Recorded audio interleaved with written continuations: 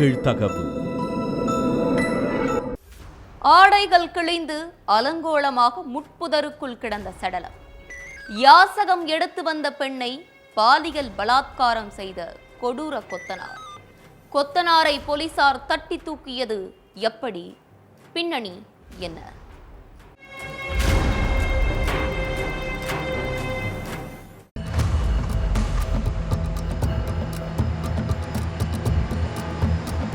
Police ஸ்டேஷனுக்கு ஒரு phone வந்திருக்கு. சார், பைபாஸ் ரோட்டு ஓரத்துல ஒரு பெண் சடலமா கிடக்குறாங்க, வேகமா வாங்க சார்னு சொல்லியிருக்காங்க அங்க இருந்தவங்க. உடனே அங்க போன போலீஸ் அடர்ந்த முட்புதற்குள்ள இருந்த பெண்ணை இழுத்து பார்த்திருக்காங்க. பெண்ணோட உடம்புல ஃபுல்லா அங்கங்க ரத்த காயமும் முகத்துல கீறல்களும் இருந்திருக்கிறத பார்த்த போலீஸ் அவங்களோட கழுத்து சேலையால இறுக்கப்பட்டிருக்கிறதையும் கவனிச்சிருக்காங்க. அதுக்கப்புறம் அந்த சடலத்தை கைப்பற்றின போலீஸ் போஸ்ட்மார்ட்டத்துக்கு ஹாஸ்பிட்டலுக்கு அனுப்பி வச்சிருக்காங்க. அடுத்து பெண்ணை கொலை பண்ணது யாரு, அந்த பெண் எந்த ஊரை சேர்ந்தவங்க அப்படின்னு தெரிஞ்சுக்க போலீஸ் விசாரணையில இறங்கி இருக்காங்க. ஆனா யாரு அவங்கள கொன்னது, எதுக்காக கொன்னாங்க அப்படிங்கிற எந்த கேள்விக்கும் ஒரு சின்ன க்ளூ கூட கிடைக்கல போலீஸுக்கு.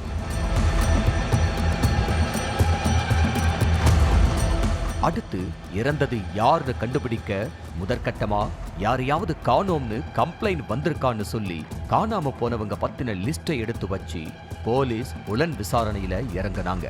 அதுலயும் எந்த தகவலும் கிடைக்கல, எந்த துப்புமே கிடைக்கல. சந்தேகப்படுற மாதிரி கூட ஆள் நடமாட்டம் எதுவும் இல்ல. என்னதான் நடந்திருக்கும்னு திரும்ப திரும்ப யோசிச்ச போலீஸ் பெண் சடலமா மீட்கப்பட்ட சரௌண்டிங்ல உள்ள எல்லா சிசிடிவி கேமராக்களையும் ஒண்ணு விடாம அலசி ஆராய்ஞ்சிருக்காங்க. அப்போ அந்த பெண்ணோட ஒத்து போகிற மாதிரி ஒருத்தவங்க நடந்து போறதும் அவங்கள ஆண் ஒருத்தர் ஃபாலோ பண்ணிட்டு போறதும் பதிவாகி இருக்கு. அதை பார்த்த போலீஸ் சிசிடிவி கேமராவில பதிவாகி இருக்கிற ஆண் யாரு, எதுக்காக அந்த பொண்ணை ஃபாலோ பண்ணிட்டு போனா, அவனை கண்டுபிடிச்சா எல்லாத்துக்கும் விடை கிடைக்கும்னு சொல்லி அவனை கண்டுபிடிக்கிற வேலையில ஈடுபட்டு இருக்காங்க. பல மாவட்டங்கள்ல இருக்கிற காவல் நிலையத்துக்கு சிசிடிவியை ஷேர் பண்ணி தேடுதல் வேட்டையில இறங்கின போலீஸுக்கு அந்த ஆளு திருப்பூர் பஸ் ஸ்டாண்ட்ல இருக்கிறதா தகவல் கிடைச்சிருக்கு. உடனே திருப்பூருக்கு கிளம்பின போலீஸ் அந்த நபரை ஸ்டேஷனுக்கு கூப்பிட்டு வந்து விசாரணை நடத்தி இருக்காங்க. எதுக்காக அந்த பொண்ணை ஃபாலோ பண்ணிட்டு போன, உனக்கும் அவங்களுக்கும் என்ன உறவு, அவங்கள எதுக்கு கொலை பண்ண அப்படின்னு அடுக்கடுக்கா அவங்கிட்ட போலீஸ் கேள்வி கேட்டிருக்காங்க. சார், இந்த கொலைக்கும் எனக்கும் எந்த சம்பந்தமும் இல்ல, அந்த பெண் யாருன்னே எனக்கு தெரியாதுன்னு சொல்லியிருக்கான். பேச்சுல தடுமாற்றத்தையும் பயத்தையும் பார்த்த போலீஸ் அவனை கவனிக்க வேண்டிய விதத்துல கவனிச்சிருக்காங்க. அதுல தான் பல திடுக்கிடும் தகவல் எல்லாம் வெளியில வந்திருக்கு. கைதானவன் சேலம் தலைவாசல சேர்ந்த விக்னேஷ்னு தெரிய வந்தது. விக்னேஷ் ஊர் விட்டு ஊர் போய் கொத்தனார் வேலை பார்த்துட்டு வருவானா.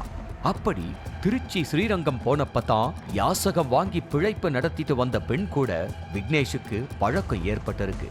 கணவரை பிரிஞ்சு யாசகம் எடுத்துட்டு வர்ற அந்த பெண் கூட நெருங்கி பழகி இருக்கான் விக்னேஷ். ரெண்டு பேரும் அடிக்கடி தனிமையில இருந்திருக்காங்க. அதுல அந்த பெண் கொஞ்ச நாள்லயே கர்ப்பமாகி இருக்காங்க. நம்மளே யாசகம் எடுத்து பிழைப்பு நடத்திட்டு வர்றோம், இந்த நேரத்துல கர்ப்பமா இருந்தா யாரு நம்மள பார்த்துப்பான்னு நினைச்ச அந்த பெண் கருவை கலைக்க திட்டம் போட்டு இருக்காங்க. அதுக்கப்புறம் விக்னேஷை நேர்ல சந்திச்சு பேசின அந்த பெண் கருவை கலைக்கணும்னு 13,000 ரூபாய் பணம் கொடுன்னு கேட்டு இருக்காங்க. விக்னேஷும் அந்த பெண் கேட்ட பணத்தை கொடுத்திருக்கான். பணத்தை வாங்கிட்டு அங்கிருந்து போன அந்த பெண் விக்னேஷ் கிட்ட பேசுறதையே நிறுத்தினது மட்டும் இல்லாம அவன் கண்ணிலேயே சிக்காம இருந்திருக்காங்க. விக்னேஷ் அந்த பெண்ணை பல இடங்கள்ல தேடி அலைஞ்சிருக்கான். அப்பதான் சம்பவம் நடந்த 2 நாளைக்கு முன்னாடி அந்த பெண்ணை சமயபுரத்துல பார்த்திருக்கான் விக்னேஷ். ஐயையோ, மறுபடியும் இவன் கண்ணுல சிக்கிட்டோமே, என்ன பண்றதுன்னு தெரியலேன்னு முழிச்ச அந்த பெண்ணு அவங்கிட்ட இருந்து தப்பிக்க பார்த்திருக்காங்க. அடுத்து அந்த பெண்ணை வழிமறைச்சு பேசின விக்னேஷ், உண்மையிலேயே நீ மாசமா இருக்கிறியா, கருவை கலைக்கிறன்னு சொல்லி என்கிட்ட பணம் வாங்கி ஏமாத்திட்டேன்னு சொல்லி கண்டமேனிக்கு அடிச்சிருக்கான். அது மட்டும் இல்லாம சென்னை திருச்சி தேசிய நெடுஞ்சாலையில இருக்கிற முட்பதற்குள்ள அழைச்சிட்டு போய் பாலியல் பலாத்காரம் செஞ்சு கழுத்தை நெரிச்சிருக்கான் விக்னேஷ். அதுல அந்த பெண் பேச்சு மூச்சு இல்லாம சரிஞ்சி கீழே விழுந்திருக்காங்க. ஆத்திரத்துல கொலை பண்ணிட்டோமேன்னு உணர்ந்த விக்னேஷ் இங்கிருந்தா போலீஸ் கிட்ட மாட்டிப்போம்னு சொல்லி அங்கிருந்து தப்பிச்சு போயிருக்கான். இந்த விஷயமெல்லாம் போலீஸ் விசாரணையில அம்பலமாகி இருக்கு. அதுக்கப்புறம் விக்னேஷ் மேல கொலை வழக்க பதிவு செஞ்ச போலீஸ் அவனை நீதிமன்றத்துல ஆஜர்படுத்தி சிறையில அடைச்சிட்டாங்க.